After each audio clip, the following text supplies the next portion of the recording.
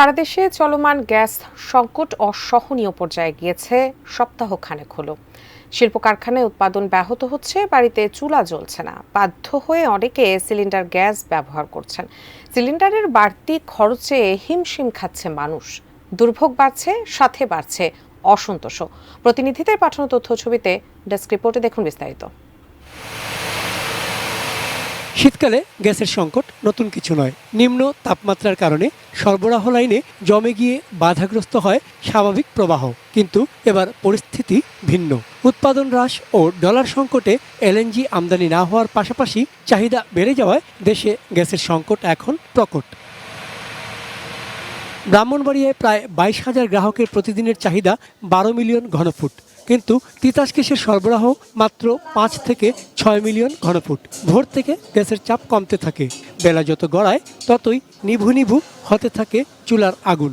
এজন্য প্রায় 7,000 অবৈধ সংযোগের দায়ও দেখেন অনেকে। 11টা বাজে যায়, সকাল 6টা বাজে আসলে মনে করেন যে এরকম আগুন, কাজ করতে পারি না, মেয়েদেরকে স্কুলে দিতে পারি না। কোটি কোটি মানুষের ভালোবাসায় ফ্রিজ, টিভি এবং এসিতে দেশের 1 নম্বর ব্র্যান্ড ওয়ালটন। ফেনীর চৌধুরীপাড়ার বাসিন্দারা জানান, দীর্ঘ 12 বছর ধরে তারা বিল দিচ্ছেন, কিন্তু প্রয়োজনীয় গ্যাস পাচ্ছেন না। সকালে মনে হয় 7টা তলার থাকে, ইয়ার হরে থাকে না, ইয়ার হরে আমার 12টা 1টা 2টা বাজে আইয়ে, আবার কোনো সময় বিকালও আইয়ে না। কুমিল্লায় গ্যাস সরবরাহ প্রায় বন্ধ।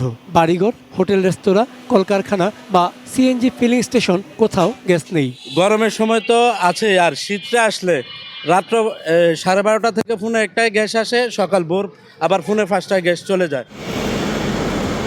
রাজধানীর উপকণ্ঠে সাভারের অনেক বাসায় রান্না করতে হচ্ছে লাকড়ি, সিলিন্ডার গ্যাস বা ইলেকট্রিক চুলায়। ভুক্তভোগীদের অভিযোগ, সিএনজি ফিলিং স্টেশন থেকে সিলিন্ডারে করে রেস্তোরাঁ ও বাসাবাড়িতে অবৈধ সরবরাহের কারণে গ্যাস সংকটের এই অবস্থা। মাস শেষ হইলে আমাদের গ্যাসের বিলটা নেয়, 5 দিন 7 দিন লেট হইলে আমাদের হইলো দিতে হয়, ফাইন দিতে হয়।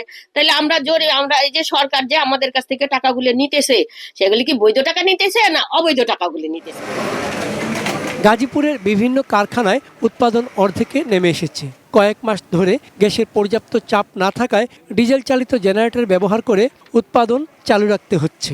এতে খরচ বেড়ে যাওয়ায় লোকসানের আশঙ্কা করছেন মালিকরা।